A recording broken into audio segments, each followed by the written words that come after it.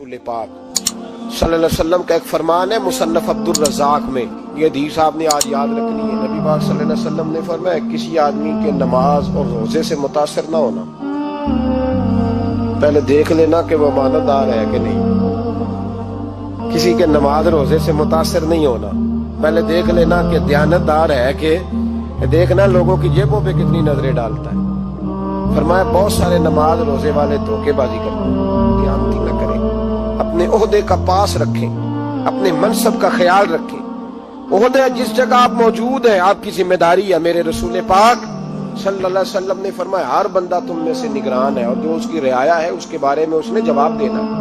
कभी भी बददियानती ना करें। हम लोगों का पहले एतमाद हासिल करते हैं, फिर उस एतमाद को ठेस पहुंचाते हैं। उसका नुकसान पता क्या होता है? दुनिया में सबसे कमजोर शख्स वो होता है जिस पर कोई एतबार नहीं करता।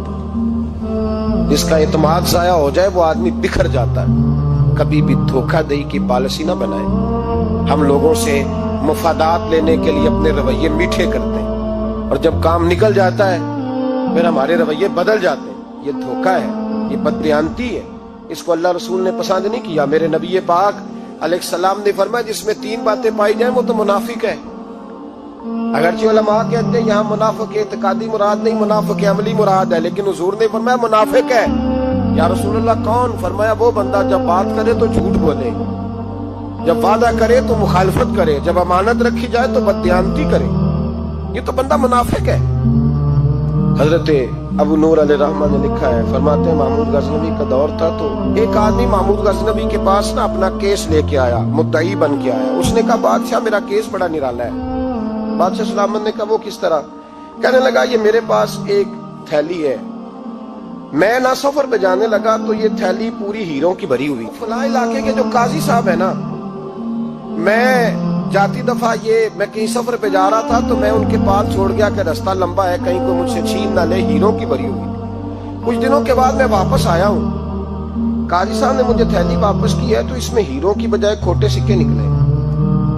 अब मैंने काजी साहब से कहा है तो काजी साहब तो मेरे गिरेबान तक आते हैं, वो कहते हैं बता कहीं से फटी है, खुली है? वो जिस तरह टांके लगा के तूने सी थी उसी तरह लगे हुए हैं कि नहीं?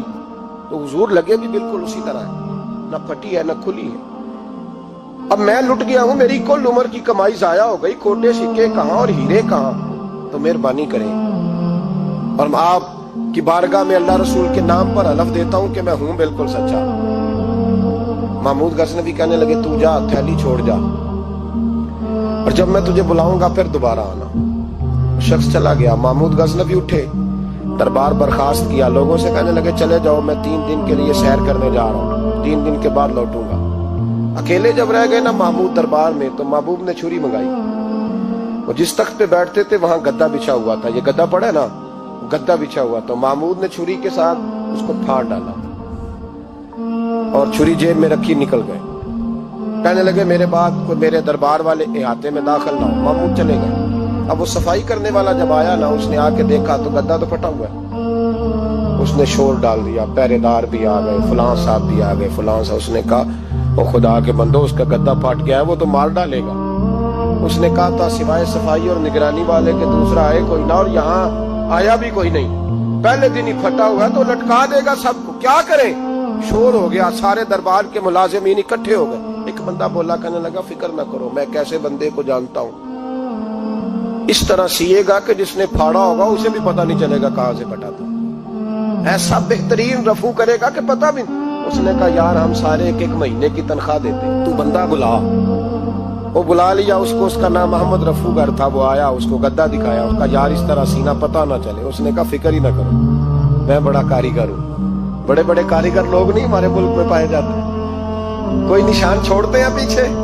बड़े कारीगर का पैसे होने चाहिए, बड़े बड़े कारीगर बंदे। आप यकीन करें ऐसा ऐसा फलसफा, ये उम्रा इबादत है ना, सरकार दो आलम सल्लल्लाहु अलैहि वसल्लम की बारगाह की हाजिरी बड़ी नेमत है ना। तो सऊदी गवर्नमेंट ने पाबंदी लगा दी, खैर उनकी भी ज्यादती है। इस तरह की पाबंदियां शरीयत इस्लामिया में जायज नहीं। अल्लाह के घर मुसलमान जब चाहे जा सकता है, लेकिन वो कहते हैं जी 2000 रियाल दे जिसने 2 साल बाद भी आना है। उन्होंने पाबंदी लगाई तो हमारे एजेंटों ने भी कई खास ट्रेनिंग हासिल की हुई, पता नहीं कहां से सीख के आए, उन्होंने भी रास्ता निकाल दिया। ایک صاحب سے میں نے کہا کہ جناب وہ 2000 ریال لگ گیا تو کیا کرنا ہے؟ کہنے کوئی مسئلہ نہیں، پاسپورٹ نواں بنوا لو، گنجائش ہے، یعنی ہر شے کا حل ہے۔ اور میں نے کہا یار اب عمرہ کرنے جاتے وقت بھی بندہ دھوکہ دے کے جائے، اللہ کے گھر جاتے وقت بھی اس طرح کی حرکت کرے، کیا حال ہو گیا؟ ہر چیز کا لوگوں نے حل نکال لیا، ہر چیز کا لوگوں نے سٹائل بنا لی۔ ایسا نہ کریں، یہ درست نہیں۔ احمد رفو کر کہنے لگا اس طرح سیوں گا کہ پھاڑنے والے کو بھی پتہ نہیں ہوگا، پیسے لے یار تو سی دے۔ اس نے سی دی، اگلے شام ہی لا کے بچھا دیا گدا۔ تیسرے دن بادشاہ سلامت آئے، آ کے پہلی نظر گدے پہ ڈالی، اس نے بلایا سب ملازمین کو، کہا کس نے سیا ہے؟ کہا جناب کیا ہوا؟ کہا یہ پھٹا ہوا تھا۔ کس نے؟ کہا نہیں پھٹا ہی نہیں۔ وہ کہنے لگے بنو بات، میں خود پھاڑ کے گیا تھا، تو بتاؤ صحیح سیا کس نے ہے؟ کہا جناب آپ پھاڑ کے گئے تھے تو بتایا کیوں نہیں؟ فرمانے لگے اسی لیے تو بتایا نہیں تھا کہ تم خود تحقیق کر لو، بلاؤ بتاؤ سیا کس نے۔ تو بلا لیا، احمد رفو گھر آ گیا، اس کو جب بلا کے سامنے بادشاہ کھڑا کیا، کہا بھائی تم نے سیا ہے؟ کہنے لگا حضور آپ کے سارے ملازم اکٹھے ہو کے آئے تھے، میری غلطی کوئی نہیں۔ کہا نہیں یار تو بڑا کاریگر ہے، میں نے اپنے ہاتھ سے پھاڑا تھا پر مجھے بھی نہیں پتا چل رہا کہاں سے پھٹا تھا۔ اچھا یہ بتا یہ تھیلی جو ہے یہ بھی تو نے سی تھی؟ اس نے کہا جی آپ کے خادم کا ہی کارنامہ ہے، وہ فلانے علاقے کے قاضی صاحب آئے تھے، اس میں سے ہیرے نکال کے تو کھوٹے سکے بھرے تھے، تو مجھے بھی تھوڑا سا حصہ ملا تھا۔ محمود نے سارے گواہ بھی اکٹھے کر لیے، ثبوت بھی اکٹھے کر لیے۔ پھر قاضی کو بلایا، پہلے سارے ثبوت اور گواہ کیس حل کر لیا۔ پھر ہمارے ہاں یہ حال ہوتا ہے کہ مدعی 2-3 ہفتے کے بعد خود ہی ہاتھ باندھ جاتا ہے، کہتا تسی میری جان چھڈو، مجرم پھڑو پاوے نہ پڑو۔ وہ کہتا ہے مجھے معافی دو، میں رہا۔ ظلم ہے نا، ظلم زیادتی ہے کہ جو بیچارہ اتنے سوال مجرم سے نہیں ہوتے جتنے مدعی سے ہوتے، آپ یقین کریں اتنے سوالات ہوتے بیچارہ ہف جاتا ہے۔ یہ طریقہ درست تو نہیں ہے کہ لٹ گیا اور دوسرا طرح طرح کے سوالوں کے جواب دیتا پھرے بیچارہ۔ سارے ثبوت اکٹھے کر کے قاضی صاحب کو بلایا، تنہائی میں لے جا کے محمود غزنوی نے کہا قاضی صاحب آپ سے غلطی ہو گئی، غریب آدمی تھا وہ لٹ گیا ہے، اس نے تو بڑی مشکل سے کچھ ہیرے جمع کیے تھے اور اس کی کل کائنات تھی، تو آپ اس کا مال اسے دے دے بات کا۔ تو قاضی صاحب کہنے لگے آپ مجھ پہ الزام لگا رہے ہیں، سوال ہی نہیں پیدا ہوتا، آپ میری داڑھی دیکھیں، آپ میرا اعزاز دیکھیں، دنیا جانتی ہے میں اس طرح۔ قاضی صاحب انسان بھول ہی جاتا ہے، بندہ بھول جاتا ہے، غلطی ہوگی، مال نے کہا نہیں سبق۔ کہا میں تنہائی میں پوچھ رہا ہوں، میں اس وقت پوچھ رہا ہوں جب دوسرا موجود کوئی نہیں، آج توبہ کر لے، میں کچھ نہیں کہوں گا، تو میری زبان پہ اعتبار کر، تجھے پتا ہے میں جو کہتا ہوں اس پہ عمل بھی کرتا ہوں، باز آ جا۔ پر قاضی نے کہا نہیں میری غلطی کوئی نہیں۔ محمود نے پھر بڑے دربار میں بلا لیا، مجمع عام میں۔ مہلت کے دنوں میں جو توبہ کر لے وہ بچ جاتے ہیں، لیکن لوگ رسوائیوں کے دنوں میں پھر واپس لوٹتے ہیں اگلا گھر دیکھ کے، پھر حالات اور طرح کے ہو چکے ہوتے ہیں۔ جب بڑے دربار میں قاضی کو بلایا، بھائی تو مانتا ہے کہ نہیں؟ اس نے کہا نہیں۔ تو کہا بلاؤ احمد رفو گر۔ جب احمد رفو گر آیا تو بوڑھے قاضی کی ٹانگیں کانپنے لگی، جملے ٹوٹنے لگے، لفظ زمین پر گرنے لگے، بات صحیح نہیں ہوتی، زبان لڑکھڑانے لگی۔ محمود کہنے لگے قاضی میں نے تجھے کہا تھا وہاں مان جا بات، اب بڑے دربار میں بول۔ جب قاضی صاحب کی گردن خود بخود جھک گئی تو دنیا سمجھ گئی، کہا نکل جا میرے دربار سے۔ محمود بولے نکل جا، اتنی تجھے عزت دی، اتنی بڑی تنخواہ دی، قاضی بنایا، اور یہ چھوٹی سی رقم کے لیے، تھوڑی سی رقم کے لیے تو بددیانت ہو گیا، چل چلا جا، نکل۔ قاضی دربار سے نکلا تو لوگ لعنتیں برسانے لگے۔ کل جو دکانیں چھوڑ کے سلوٹ کرنے آتے تھے وہ کہنے لگے اس کی عمر دیکھو، اس کے کام دیکھو، دیکھو اس نے کیا کیا۔ گھر گیا، بچے جن کے لیے پاپ کمایا تھا، جنہاں لی تو پاپ کمائے ہن کتھے نہیں ہو تیرے گھر دے، وہ بچے کہنے لگے ابا جی ہم تو سکول مدرسہ جانے کے قابل نہیں رہے، امید تھی کہ بیوی ساتھ دے گی۔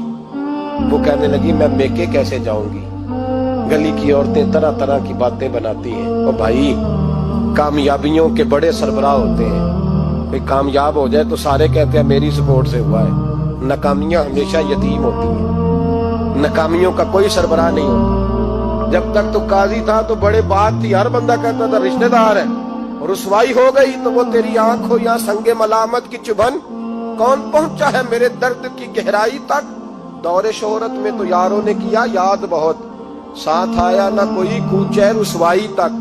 اور میاں صاحب کہنے لگے ساری عمر ہی آٹا گد ہے، میں لکھاں کیتے نہیں بیڑے، اب وقت آیا ہی تے محمد بخشا کوئی نہیں ہوں بیٹھا نیڑے، حالات ہی بدل گئے۔ قاضی خاموشی سے اندر چلا گیا، اپنی رسوائی سمیٹ کے بستر پہ لیٹا۔ نہ روٹی کی بھوک لگی، نہ پانی کی پیاس لگی، نہ نیند آئی، ساری رات تڑپتا رہا۔ سویرے گھر والوں نے دروازہ کھولا تو روح پرواز کر گئی، دنیا چھوڑ گیا۔ حضرت ابو النور علیہ رحمہ بولے، فرمانے لگے یاد رکھو کبھی بددیانتی نہ کرنا، کبھی۔ یہ تو محمود غزنوی کی عدالت تھی، قیامت میں رب کریم کی عدالت لگے گی۔ اور فرمایا وہاں تو گواہی دینے والا احمد رفو گر تھا، قیامت میں تو تمہارے اپنے ہاتھ پیر گواہیاں دیں گے، ہمارا اپنا وجود گواہی دے گا۔ اور فرمایا یہاں تو لانتے دنیا دار برساتے تھے، وہاں فرشتے ہوں گے۔ اور قاضی کو تو موت آ گئی تھی، قیامت میں تو دوبارہ موت بھی کوئی نہیں آئے گی، وہاں تو رہنا ہے اور سہنا ہے۔ بددیانتی معاشرے میں اتنی بددیانتی ہر جگہ۔ اس معاشرے کا بھی کچھ بنے گا جہاں دوائی بھی خالص نہ ملے، جہاں دوائی میں بھی بددیانتی ہو۔ لوگ اپنے بچے کو آکسفورڈ یونیورسٹی میں پڑھانے کے لیے غریبوں کے بچوں کے رگوں میں جو دوائی اتارے وہ بھی 2 نمبر۔ اتنا بڑا بھی کو بددیانت معاشرہ ہوتا ہے کہ لوگ یہاں تک دھندا کریں، یہاں تک کہ لوگ لوگوں کی زندگیوں سے کھیل جائیں اور ہمیں احساس تک نہ ہو کہ کوئی مر جائے گا، کوئی ڈوب جائے گا، کیا بنے گا۔ اور جس نے وہ رجسٹر کی دوائی کی، اس نے 2-4 لاکھ روپیہ لیا اور اس نے یہ نہیں سوچا کتنے انسان میری وجہ سے مریں گے۔ قتل صرف یہ تو نہیں ہوتا گولی مار کے مار دینا، لوگوں کی زندگیوں سے لوگ کھیل جاتے ہیں، لوگ تباہی کر جاتے ہیں، لیکن بددیانتی سے باز نہیں آتے۔ میرے رسول پاک علیہ السلام کے غلاموں، نبی پاک صلی اللہ علیہ وسلم نے ذرا سی بددیانتی، اور صحابہ کا یہ مزاج تھا، اتنی سی بھی کبھی ان سے غلطی ہوتی تو تڑپ